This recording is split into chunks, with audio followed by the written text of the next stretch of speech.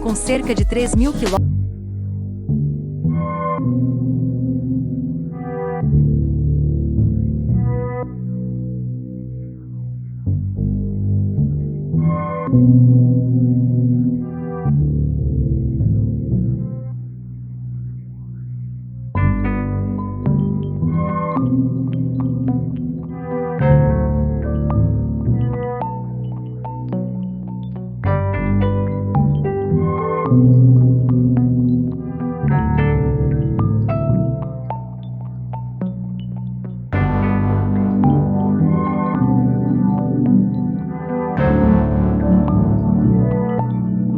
Impediu as invasões dos mongóis, xianbeis e outros povos, que ameaçaram o Império Chinês ao longo de sua história. Por volta do século XVI, perdeu a sua função estratégica, sendo abandonado a partir de 166, com a expansão da China para o norte durante a dinastia Qin. No século XX, na década de 1980, Deng Xiaoping priorizou a Grande Muralha como um símbolo da China, desencadeando uma campanha massiva para restaurar partes dela. No entanto, a reclassificação do local como atração turística sem padrões de fair use, combinada com a ausência de critérios técnicos para a restauração de alguns trechos, como o trecho próximo a Jiayugua, no oeste do país, onde o cimento moderno foi usado em uma estrutura de estuque, resultando no colapso de uma torre de 630 anos, atraiu muitas críticas. Citações de ambientalistas, que estimam que cerca de 2/3 do total permanecem ruínas. Extensão: estende-se desde o passo de Jiayugua, província de Gansu, lado oeste,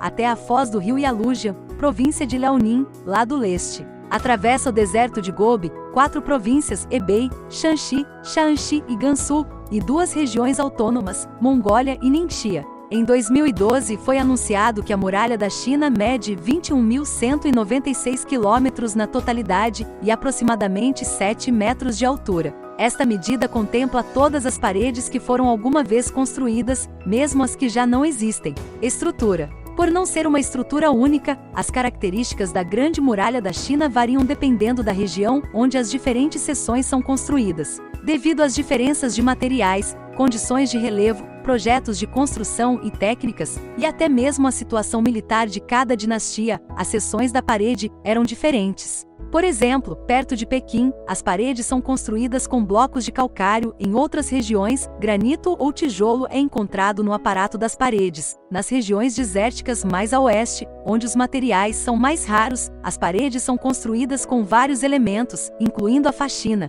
ramos adquiridos. No total, as paredes têm em média 7 metros de largura na base e 6 metros no topo, aumentando para uma altura média de 7,5 metros.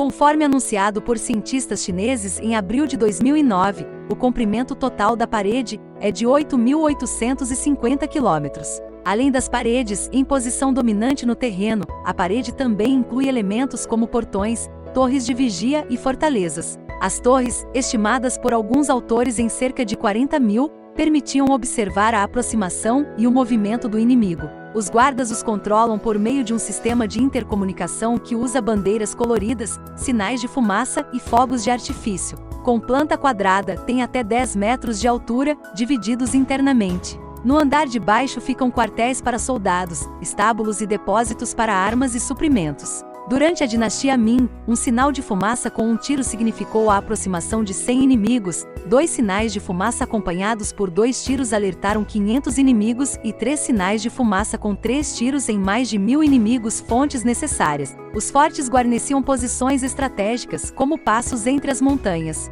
Eram dotados de escadas para a infantaria e de rampas para a cavalaria, funcionando como bases de operação. Eram dominados por uma torre de planta quadrada, que se elevava até 12 metros de altura, e defendidos por grandes portões de madeira. Local do Patrimônio Mundial. A Grande Muralha da China, após uma competição internacional, não oficial em 2007, foi nomeada uma das 7 maravilhas do mundo moderno. Em 1986, a China o inscreveu na lista do Patrimônio Mundial da Unesco, além do muro, do Palácio Imperial das dinastias Ming e Qing em Pequim e Shenyang e das ruínas de Pequim em Zhoukoudian, a Caverna Mogao. Em Dunyuan, o Exército de Terracota em Mount Tai. Essas nomeações foram oficialmente aceitas pelo Comitê do Patrimônio Mundial em 1987.